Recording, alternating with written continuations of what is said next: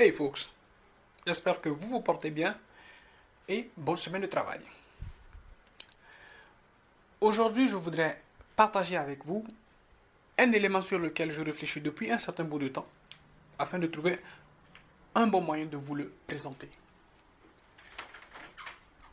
Je m'appelle Jourou Christian et je suis juriste spécialisé en blockchain et en smart contract. Je suis coach, consultant et formateur.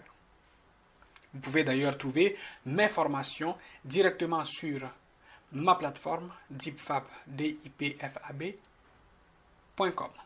Aujourd'hui donc nous allons aborder le sujet de cette décennie, à savoir la blockchain et les crypto-monnaies par extension.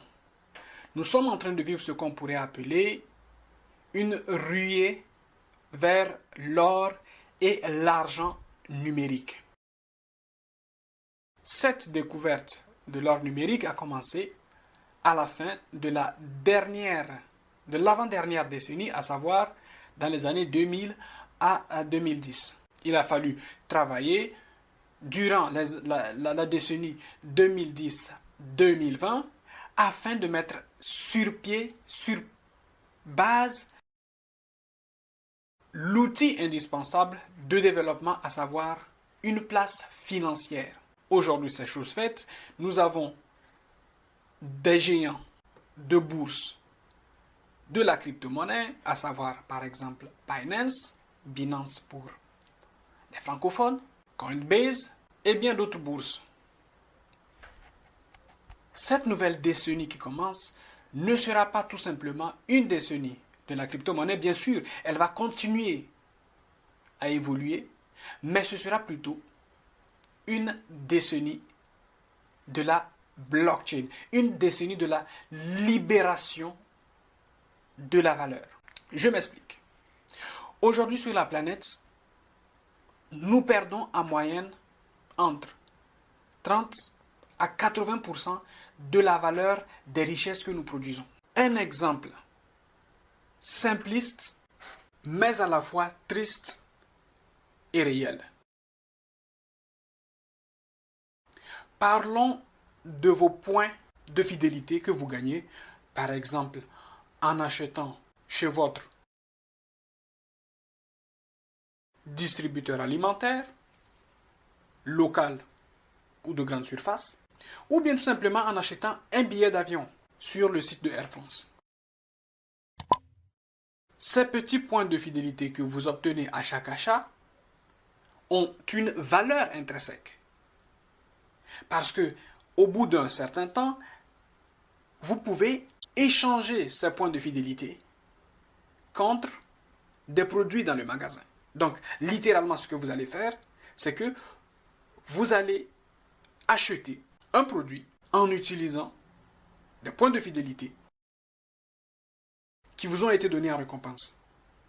Imaginez-vous que chaque année, vous prenez un billet d'avion ou un billet de train, un Blablacar, etc. Une dizaine, une quinzaine, une vingtaine de fois. Chaque semaine, vous faites des achats dans les différents points de vente. Et donc, vous avez nécessairement des points de fidélité qui vous sont donnés en cadeau. Le problème avec notre système actuel, c'est qu'il est imperméable à l'échange de valeurs. En d'autres termes, vous ne pouvez pas transférer ces points de fidélité, par exemple, à votre enfant s'il se trouve en difficulté, disons qu'il est à l'université et qu'il a besoin de liquidité pour s'acheter à manger à l'université ou dans une surface de distribution. Et donc on se rend compte que le fait que ces points ne sont pas échangeables finissent par se perdre dans le vide, donc par disparaître. Vous perdez un jour ou l'autre la carte de votre magasin, ou vous finissez par oublier totalement les points de fidélité, les miles, comme on le dit dans le jargon, que vous avez gagnés avec votre transporteur aérien ou avec votre transporteur ferroviaire, etc. Or, il est tout à fait possible aujourd'hui de tokeniser toutes ces valeurs-là.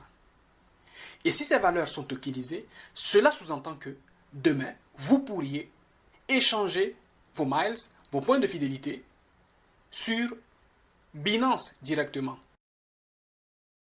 Et vous pourrez les échanger contre de l'euro, du dollar, du bitcoin, de l'ether ou toute autre crypto-monnaie qui s'y prête.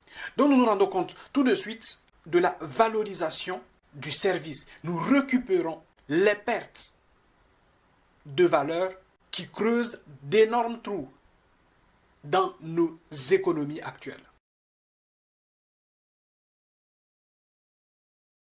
Et donc, ce qui va se passer dans cette nouvelle décennie, c'est que nous allons avoir ou bien voir venir une valorisation à outrance, pratiquement, de tout service qui produit de la valeur, quelle qu'elle en soit, et en principe en produisant de la valeur derrière, en tokenisant cette production de valeur, on tokenise le temps qui est central à chaque être humain. Et qui dit tokenisation du temps et de la valeur, dit également recherche de la qualité de service.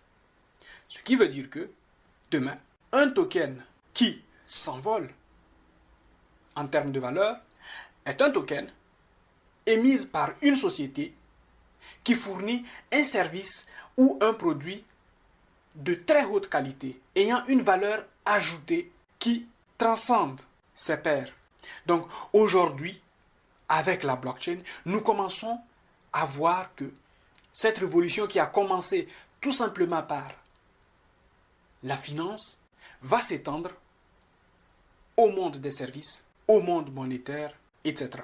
Donc, nous avons besoin de nous préparer pour cette révolution qui arrive. Parce qu'il va falloir accompagner les entreprises vers cette transition. Donc, il faudra nécessairement des incubateurs spécialisés dans la tokenisation de la valeur des entreprises. Parce qu'il faut qu'on ait accès à cette valeur produite par les entreprises. Il faut qu'on soit capable de l'acheter, de se l'échanger. C'est l'une des façons de minimiser notre empreinte carbone sur la planète et de gérer avec parcimonie ce que nous avons déjà pris à la planète, nos ressources. Il va falloir donc former, mais également créer des incubateurs qui comprennent le sens de la tokenisation des valeurs. Je vous remercie de m'avoir prêté votre attention. Vous pouvez m'envoyer vos questions sur christian@deepfa.com ou alors en commentaire. Je vous propose également des services de veille, blockchain, smart contract et droit. Vous pourrez faire votre réservation directement sur deepfab.com. Et moi, je vous dis à très vite pour un nouveau monologue.